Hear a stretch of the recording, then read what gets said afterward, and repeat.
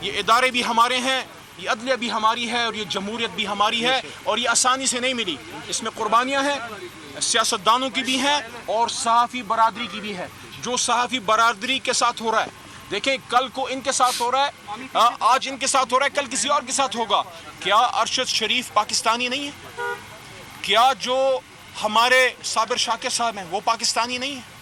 کیا سمیع ابراہیم صاحب پاکستانی نہیں ہیں؟ کیا آئین کو توڑا ہے؟ اگر سچی بات کرتے ہیں تو سچی بات سننے کا امپورٹڈ حکومت حوصلہ بھی پیدا کرے. اگر اللہ نے عزت دے ہی دی ہے کہ عہدے پہ بیٹھ ہی گئے ہیں تو اس عہدے کی جو لوازمات ہیں وہ خدا را اپنے میں پیدا کریں.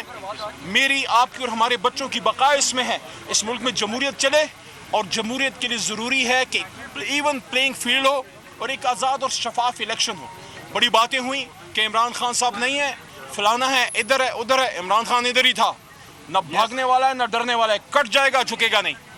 عمران خان کٹ جائے گا جھکے گا نہیں. تو میرے بھائیو، عمران خان صاحب ادھر ہی تھے، ہم سب بھی رات ادھر ہی تھے، اور ابھی وہ گئے ہیں ایک پروگرام میں.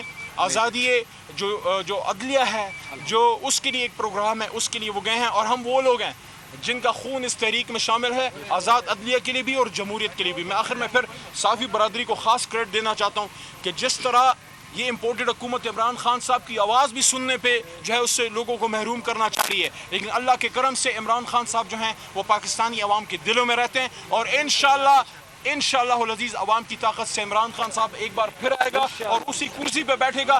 فرق صرف یہ ہے اس بار انشاءاللہ 2/3 سے. میں ہوں جاسمین منظور اور آپ مجھے دیکھیں گے صرف بول پر.